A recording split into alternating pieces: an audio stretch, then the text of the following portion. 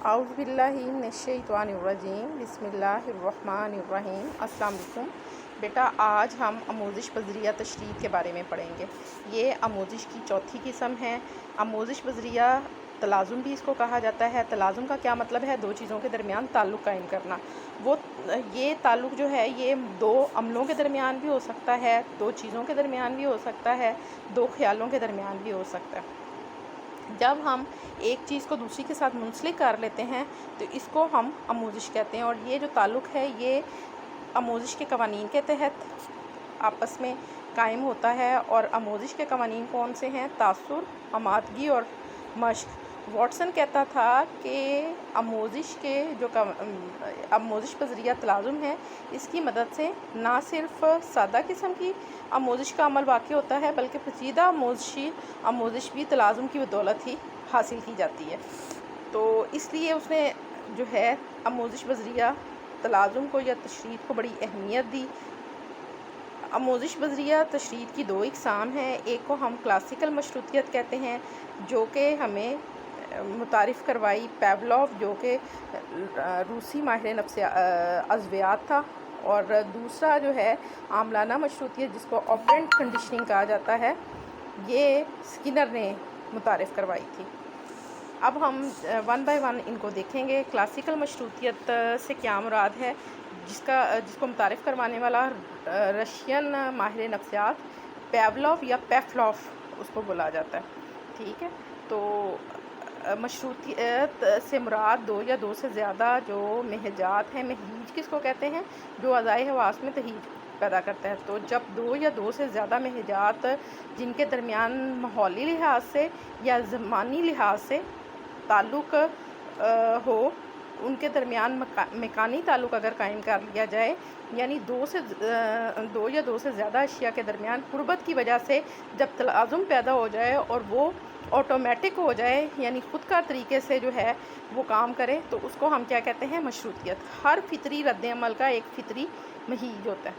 जिस तरह से खाने पे मुंह में लुआब का आना, खाना जो उनसा है वो एक जो है भूख लगने पे एक फितरी रद्द-ए-अमल है।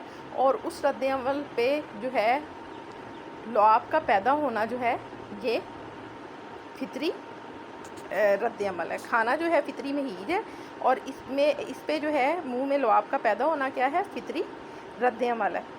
ठीक है, तो फितरी महीज जो है वो फितरी रद्द-ए-अमल पैदा करता है। यानी जब भी आपको जो है भूख लगेगी तो आपके मुंह में क्या होगा? लुआब पैदा होगा, या खाना खाने पे आपके मुंह में लुआब पैदा होगा। और जब जो है फितरी महीज फितरी रद्द-ए-अमल पैदा करता है, जब फितरी महीज के साथ कोई इजाफी महीज मुंसलिक कर देते हैं और वो फितरी रद्द-ए-अमल पैदा करना शुरू कर दे, तो इसको हम क्या कहते हैं? मशरूतियत। यानी मशरूत आमोज़िश से मुराद वो आमोज़िश है जिसमें असली कुदरती या फितरी महीज के साथ इजाफी महीज का ताल्लुक़ कायम किया जाता है। गोया वो रद्द-ए-अमल जो असली और फितरी महीज के साथ वाबस्ता होता है, वही रद्द-ए-अमल इजाफी महीज के साथ वाबस्ता हो जाता है। इस अमल को हम क्या कहते हैं? क्लासिकल मशरूतियत। पावलोव जो है वो एक रशियन माहिर अज़वियात था और वो जो है जानवरों के निज़ाम पे, कुत्तों के निज़ाम पे काम कर रहा था कि जब कुत्ता जो उनसा है वो खाना उसको मिलता है तो उसके मुंह में कितनी मिक़दार में लुआब पैदा होता है। इस चीज़ के ऊपर वो तजर्बा कर रहा था कि कुत्ते के मुंह में कितनी मिक़दार में लुआब पैदा होता है जब वो खाना खाता है। उसके लिए उसने एक तजर्बा किया। उसमें कुत्ता जो है वो लिया और कुत्ते की गाल में चीरा दे के उसने एक पाइप सेट की। उस पाइप का एक मुंह जो है वो गाल के अंदर एडजस्ट कर दिया और दूसरा सिरा जो है वो एक बर्तन में रख दिया। अब ये है कि कुत्ते को जब भी खाना दिया जाता था तो जो लुआब है वो आके उस बर्तन में जमा हो जाता था। तो एक्सीडेंटली हादसाती तौर पे उसकी तवज्जो इस चीज़ पे हुई कि कुत्ता जो उनसा है उसको जो है मतलब लुआब उस वक़्त देना चाहिए जब खाना वो उसके मुंह में जाए, लेकिन कुत्ता जो है खाने से पहले ही क्या करता था? लुआब पैदा कर देता था, खाने को देखते ही लुआब पैदा कर देता था, या जैसे ही पेवलोव घंटी बजाता था कि अटेंडेंट उसको खाना दे, तो उस पर क्या होता था, लुआब जो है वो बर्तन में पहले से जमा हो जाता था। तो हादसाती तौर पे उसने फिर क्लासिकल मशरूतियत मुतारिफ़ करवाई। पेवलोव ने इस तलाज़ुम का दिलचस्पी से मुशाहिदा करना शुरू किया। इसने मुलाजिम को बुलाने के लिए घंटी बजाना शुरू कर दी। चंद मरतबा ये अमल दोहराने के बाद एक नया तलाज़ुम कायम हो गया, यानी जो लुआब खाना खाने के दौरान ख़ारिज होना था, वही लुआब इब्तिदा में खाने को देखकर या फिर मुलाजिम की आमद पर या फिर घंटी की आवाज़ पे ख़ारिज होना शुरू हो गया। गोया आखिरी मरहले में कुत्ते ने घंटी का ताल्लुक़ खाने से जोड़ लिया। इसको पेवलोव ने मशरूतियत का नाम दिया। गोया मशरूतियत वो अमल है जिसमें फ़र्द नए तलाज़ुम बनाना सीखता है। जैसे पेवलोव के तजर्बे में कुत्ते ने घंटी की आवाज़ से खाने का तलाज़ुम कायम कर लिया। मशरूतियत में नया तलाज़ुम बनने की वजह तकरार और तक़वियत होती है। मशरूतियत के इन दोनों चीज़ों को, तकरार और तक़वियत को, मशरूतियत के लवाज़मात भी कहा जाता है। तो इससे क्या होता है कि पेवलोव ने इस तजर्बे में कुत्ते ने महज पहली मरतबा ये नहीं हुआ कि एक दफ़ा मुलाजिम के आने पे या एक दफ़ा घंटी की आवाज़ पे या एक दफ़ा कदमों की चाप पे उसने जो है लुआब ख़ारिज करना शुरू कर दिया, बल्कि ये अमल कायम होने में बहुत टाइम लगा। क्यों लगा? क्योंकि बार बार रेपिटिशन की जाने लगी और बार बार उसको जो है जब भी घंटी की आवाज़ होती थी तभी उसको खाना मिलता था। यानी तक़वियत और तकरार के बार बार जो है दिए जाने की वजह से ये मशरूतियत कायम हुई। मशरूतियत का दूसरा एक तो ये है कि भाई बार बार हम रिपीट करेंगे, और दूसरा ये है कि उसको तक़वियत देंगे। तो जितना ज़्यादा तक़वियत देंगे, जितना उसको जो है उसका सिला या अजर मिलेगा, जज़ा मिलेगी, उतनी ही मशरूतियत जो है वो कायम हो जाएगी। इस सारे अमल में एक महीज का तलाज़ुम दूसरे से कायम किया गया, ठीक है। और इस अमल में जो तक़वियत है वो हमने मतलूबा रिक्वायर्ड रिस्पॉन्स हासिल करने से पहले दी।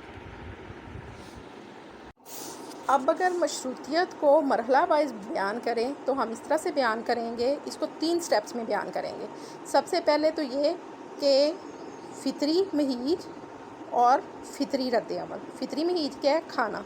और फ़ितरी रद्द-ए-अमल क्या है? लुआब का इखराज, ठीक है। और जो है मशरूत महीज क्या है? घंटी की आवाज़। और इसके ऊपर मशरूत रद्द-ए-अमल कुछ भी नहीं है, ठीक है। मशरूतियत कायम होने से पहले का मरहला ये है। नंबर 2 पे मशरूतियत कायम होने के दौरान। मशरूतियत कायम होने के दौरान क्या होता है कि हम मशरूत में ही जो है घंटी की आवाज़ के साथ हम खाना देते हैं। इसमें 1-2 सेकंड का वक्फ़ा रखेंगे, ज़्यादा वक्फ़ा नहीं रखेंगे, ठीक है।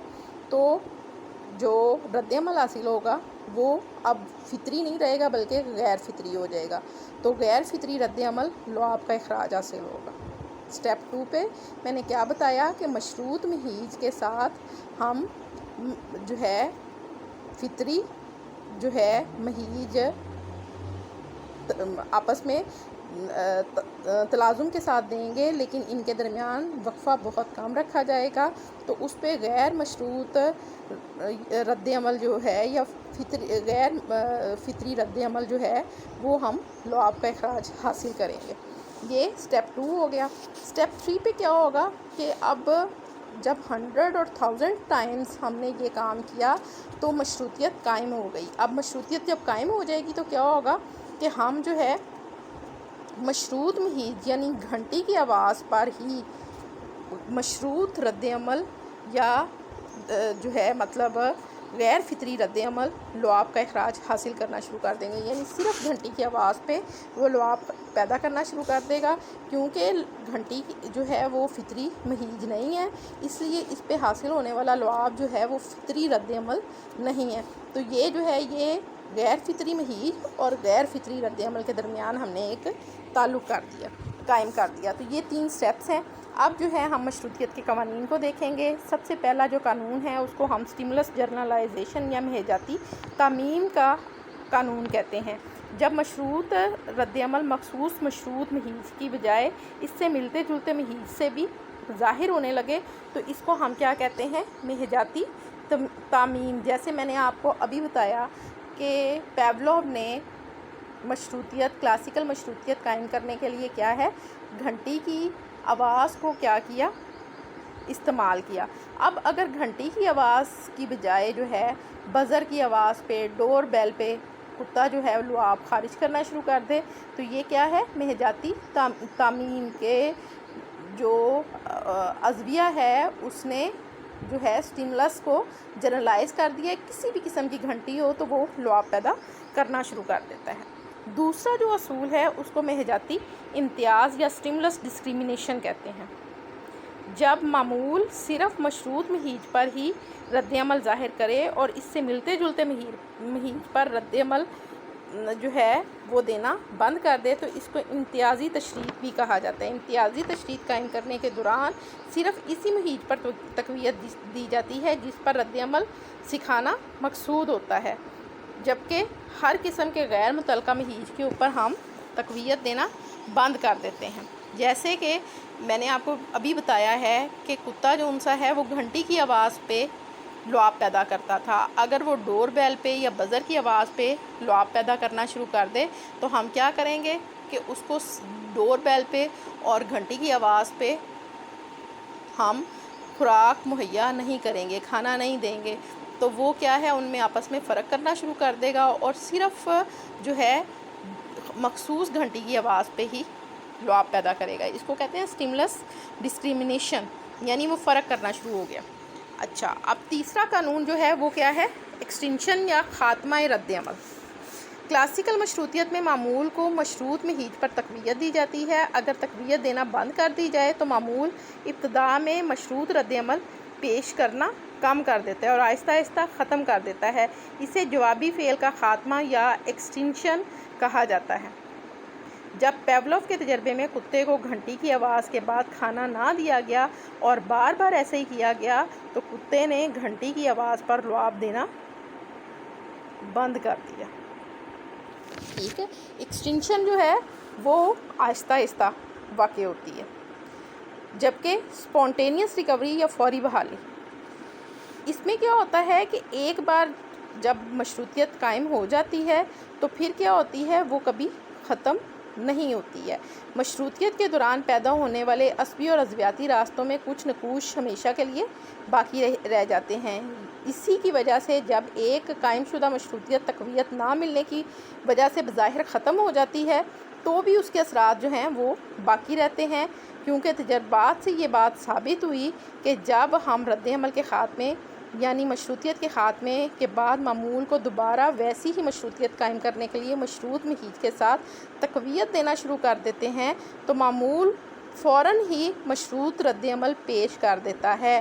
یعنی فوری بحالی بھی اس کو اسی لیے کہتے ہیں کہ اس نے ایکسٹنکشن تو آہستہ آہستہ ہوئی تھی، لیکن جب ہم مشروط محیط پہ جو تقویت دینا شروع کریں گے تو پھر کیا ہوگا کہ فوراً وہ مشروط رد عمل پیش کرنا شروع کر دے گا۔ اس کو ہم فوری بحالی کہتے ہیں۔ ایک عرصہ چھوڑے ہوئے کام اور چھوڑی ہوئی عادتوں کو بہت جلد دوبارہ اپنا لینا اور ان کا عادی ہو جانا بھی اسی طرح سے ممکن ہوتا ہے۔ ٹھیک ہے، مشروطیت میں جو ہے قانون تکرار اور تقویت جو ہیں وہ اہم کردار ادا کرتے ہیں۔ تقویت کی نوعیت اگرچہ جو ہے اس میں مختلف ہوتی ہے، تاہم تکرار کے ساتھ تقویت جو ہے وہ اہمیت کی حامل ہے۔ اگر تکرار کو نکال دیا جائے یا تقویت کو ختم کر دیا جائے تو یہ مشروطیت باقی نہیں رہتی ہے۔ ٹھیک ہے، اور سب سے اہم بات یہ ہے کہ جو تقویت ہے وہ ہم نے مطلوبہ رد عمل حاصل کرنے سے پہلے دینی ہے۔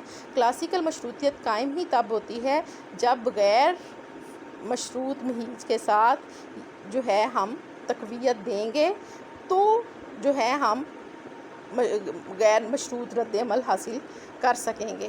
تقویت ہمیشہ جو ہے وہ مطلوبہ رد عمل حاصل کرنے، ریکوائرڈ رسپانس حاصل کرنے سے کلاسیکل مشروطیت میں پہلے دی جاتی ہے، تو اس مشروطیت کو ہم کیا کہتے ہیں؟